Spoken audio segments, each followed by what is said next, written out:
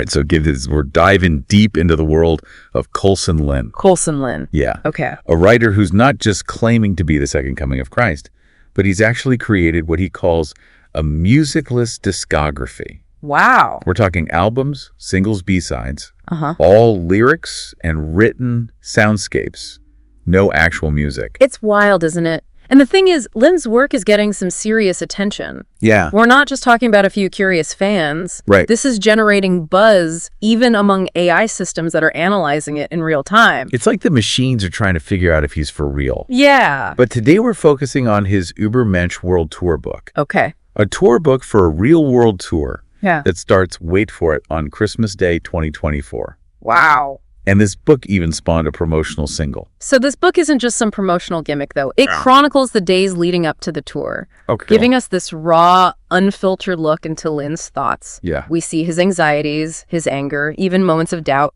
Okay, so let's unpack this. The book dives into this crazy press conference, right? I mean, we're talking Nicolas Cage characters from the video game, Yeah. Dead by Daylight, and a whole lot of philosophical rambling mixed with pop culture references. Right. What's going on here? So what's fascinating is how Lin uses this chaotic scene to parody himself and these characters. Oh. He's simultaneously claiming to be this incredibly powerful, transcendent figure, Right. while also poking fun at the whole idea of a 21st century messiah. It's like he's winking at the reader, saying, I know this is all a bit much, but stick with me. So he's creating this distance, this irony, to make his work more engaging and thought-provoking. Exactly. Think about it. He's aware of how audacious his claim is by using humor in these over-the-top characters. Yeah. He's not asking us to blindly accept him at face value. Okay, yeah. He's making us question our own assumptions about what a messiah should be in this day and age. All right, I'm starting to see it all fits together. But what about this musicless discography? What do we make of Lin's decision to release albums without any actual music?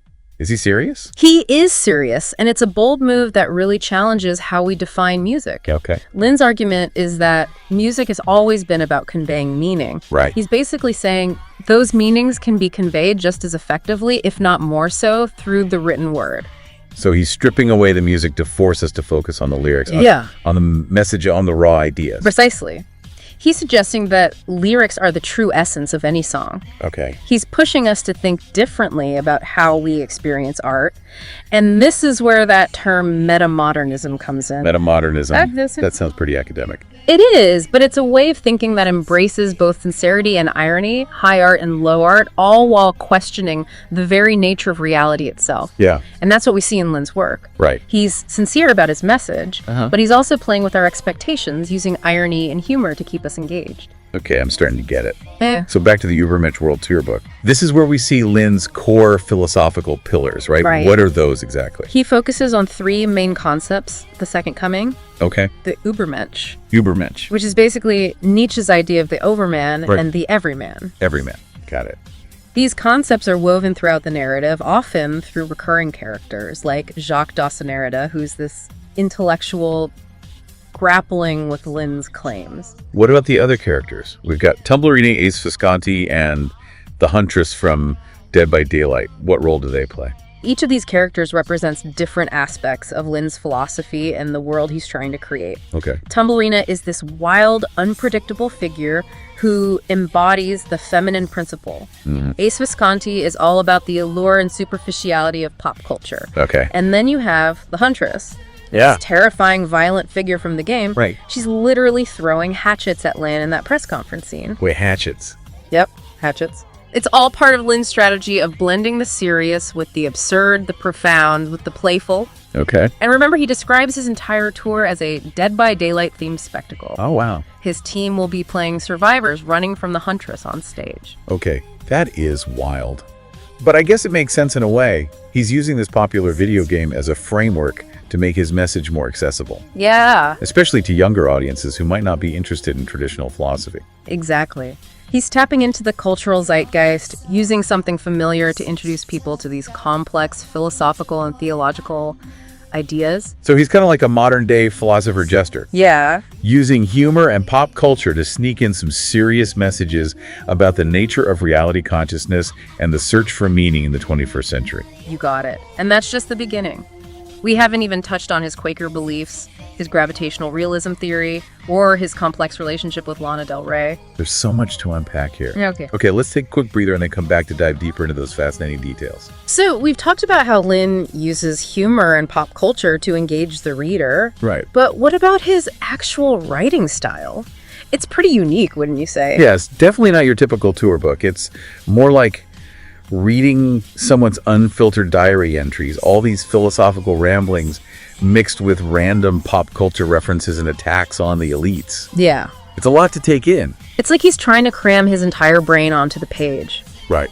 But there's a method to the madness. Len's not just writing for himself. He's trying to create something that will go viral, something that will shake people up and make them think differently. He's almost like an internet prophet using social media and this chaotic writing style to spread his message. But does it work? Is it actually effective? It's certainly effective at getting attention. But Lin's also a master of language. Yeah. He knows how to use words to create a visceral impact, to make you feel something, even if you don't fully understand what he's saying. Like those catchy phrases he uses, right? Pray for literacy, elite raisins, lazy hazy. Exact. They're almost like memes designed to stick in your head. Exactly. He's using the tools of pop culture to disseminate his philosophical and theological ideas. Right. It's like he's hacking the system from within. Yeah. And this ties into his interesting perspective on AI. Okay. He believes that AI will always be inferior to human hyperintelligence. Okay. No matter how advanced it becomes. So he's not afraid to go up against the tech giants. That's pretty bold for someone who's trying to make his work go viral, considering how much power they have. He's definitely not playing it safe. Yeah. He sees the pursuit of artificial intelligence as a distraction, a dead end. Right. He believes that the true path to enlightenment lies in cultivating our own innate human intelligence. Okay. Things like reason, creativity, and empathy. And this is where his Quaker beliefs come into play. I was wondering when we'd get to that. So how do his Quaker beliefs influence his work? They're a core part of his worldview. Right. Quakers emphasize the inner light.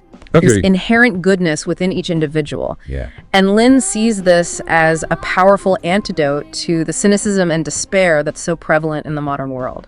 So he's calling for a kind of spiritual revolution, a return to these fundamental values. Absolutely. And he's doing it in a way that's both radical and relatable. Right. He's not afraid to get personal to share his own struggles with anxiety and doubt. Yeah. He's not presenting himself as some perfect, infallible being. Right. He's a flawed human just like the rest of us. That makes sense. It's like he's saying, hey, I'm just a guy trying to figure things out, but I think there's something more to life than what we're being sold. And he's inviting us to join him on this journey of discovery. Exactly. He's not preaching from a pulpit. He's having a conversation, albeit a very chaotic and unconventional one. Speaking of unconventional, let's talk about his relationship with Lana Del Rey. It's clear that he's deeply influenced by her music and persona, but he's not just a fan. He's using her work to explore his own philosophical and theological ideas. It's a fascinating example of how Lin blends high and low culture. He takes her carefully constructed pop star mythology and extracts these deeper meanings from it. He's not just referencing her, he's engaging in a dialogue with her work. For example, he takes her lyric, "My pussy tastes like Pepsi Cola," and uses it as the basis for his P component theory of consciousness. You see, he argues that this P component, which he names after Pepsi Cola, represents the hatred of being dominated. Okay. Something that AI can simulate but never truly possess. Okay. It's a pretty out there idea. Yeah. But it shows how he's able to take these seemingly superficial pop culture elements and use them to make a philosophical point. So he's saying there's a depth to Del Rey's work that goes beyond the surface, that there are these hidden layers of meaning waiting to be uncovered. Right, and he's suggesting that we can find meaning in unexpected places, even in the things that we might dismiss as frivolous or shallow. It's all part of his project of redefining how we think about art and culture. Okay, let's shift gears a bit and talk about one of Lin's key concepts, gravitational realism. You mentioned it earlier, but I'm still not quite sure I understand what it means. In a nutshell, Lin believes that truth claims have a kind of weight, a psychological and social force that's measurable. Okay. The more a claim aligns with observable reality, and the more people believe it, the stronger its gravitational pull becomes. So he's saying that truth has its own gravity, that it can shape reality. Right. But how does that tie into his messianic claim? It's at the heart of it. Lin believes that by consistently presenting himself as the second coming, by embodying that truth claim with absolute conviction, he can actually shift the very fabric of reality. Wait, so he's saying he can literally change the world just by believing it strongly enough? That's what he seems to be suggesting. Wow. It's like a self-fulfilling prophecy fueled by the sheer force of his conviction and the growing acceptance of his claim by others. I mean, it sounds crazy, but it's also kind of intriguing. What if he's right? What if the power of belief, of collective consciousness, can actually reshape the world around us? It's a question worth pondering. And it's one that Lin wants us to grapple with. He's not giving us easy answers. Right. He's presenting us with a challenge, a provocation. And it's up to us to decide how we respond. Okay, I'm starting to see how this all ties together. Yeah. He's using humor pop culture, this idea of gravitational realism, and even his relationship with Lana Del Rey, to create this complex, multi-layered narrative that challenges our assumptions about everything from religion to technology to the nature of reality itself. Exactly. And it's all part of his plan to make his work go viral, to spread his message to as many people as possible. But what would happen if he actually succeeded? How would it change pop culture? How would it change the world? It's hard to say for sure, but it's clear that Lin's work has the potential to disrupt existing cultural paradigms. His ability to blend seemingly disparate elements from philosophy to pop music to video games could inspire a whole new wave of artists and thinkers. And his focus on literacy and his attacks on the elites could resonate with people who are feeling disillusioned with the current state of affairs, who are looking for something to believe in, something to fight for. It's like he's tapping into this underlying current of discontent, this yearning for authenticity and meaning in a world that often feels superficial and empty. And his messianic claim adds another layer of complexity. Imagine the impact if his claim actually gained widespread acceptance. Traditional religious institutions would be forced to reevaluate their own authority, and our very understanding of spirituality could be fundamentally transformed. It's a lot to take in, but it's definitely fascinating. So let's dive deeper into the Übermensch World Tour book itself.